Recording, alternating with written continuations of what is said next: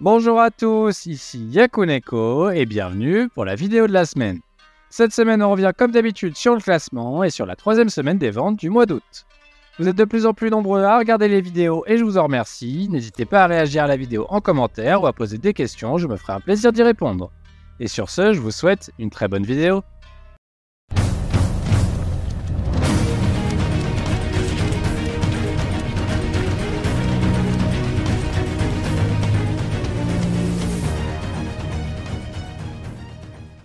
On commence comme d'habitude par les absents de la semaine et nous n'avons plus que 6 semaines à attendre avant le grand retour d'Hunter x Hunter.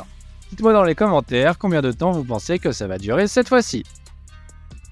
Blue Box est également absent cette semaine, mais son auteur ne l'est pas, je vous explique tout ça dans la partie page couleur.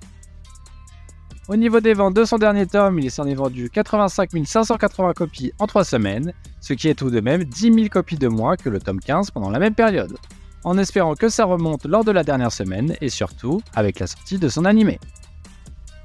Du côté des nouveautés, il ne reste que Imaten qui ne compte pas encore les 7 chapitres nécessaires. C'est Jujutsu Kaisen qui s'offre la cover du magazine cette semaine pour le climax de son arc final. Il reste en effet que 5 chapitres avant sa fin. Et voici la lead color associée, il n'y a par contre pas de deuxième page couleur comme c'est le cas d'habitude. Ultimate Exorcist Kiyoshi n'avait pas obtenu la page couleur habituelle pour son 8ème chapitre et c'est maintenant corrigé, ce qui peut laisser penser que les éditeurs ont tout de même un peu d'espoir pour lui. On a ensuite le droit à une page couleur pour Doku Doku, un one-shot de Miura Kuiko, l'autrice de Blue Box, et de Matsura Kento, qui est notamment le dessinateur de Phantom Seer. Et c'est donc ce qui explique l'absence de chapitre de Blue Box cette semaine. La page couleur est en tout cas magnifique. Et enfin, la dernière page couleur est pour Mission Yozakura Family pour mettre en avant son tome 25. Et les ventes de son tome 25 sont en légère hausse par rapport à son tome 24, la sortie de son animé semble continuer de légèrement booster ses ventes. Et enfin, avant de commencer le classement, on retrouve Yokai Buster Murakami qui est toujours en fin de magazine. Stitch House ne change pas de position cette semaine et est toujours dernier. Kyokuto Necromance ne change pas non plus et est toujours avant-dernier. Et pour conclure ce trio de fin, toujours aucun changement car on y retrouve Super Psychic Policeman Shoujo. On a donc un trio de fin identique à celui de la semaine dernière. Vivement la prochaine vague de nouveautés et donc d'arrêt pour qu'il y ait un peu de changement.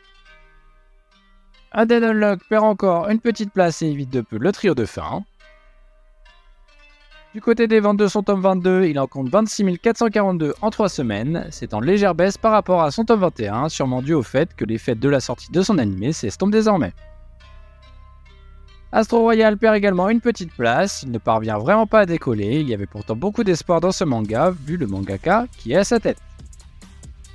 The Elusive Samurai remonte doucement mais sûrement, j'ai hâte de voir le boost procuré par son animé sur ses ventes. News Exorcist se maintient en milieu de classement malgré cette petite chute. Kill Blue parvient enfin à sortir la tête de l'eau grâce à cette remontée de 5 places, en espérant qu'il ne replonge pas aussitôt. Au niveau des ventes, avec 21 944 copies vendues, il reste très stable par rapport à ses précédents tomes. On retrouve ensuite Witchwatch qui revient de couverture qui célébrait l'annonce de son animé, et il revient à une 6ème place dans sa moyenne. Kagurabashi quant à lui chute de 4 places et quitte le podium, mais une 5ème place reste tout de même assez satisfaisante quand on connaît ses classements d'il y a encore quelques semaines.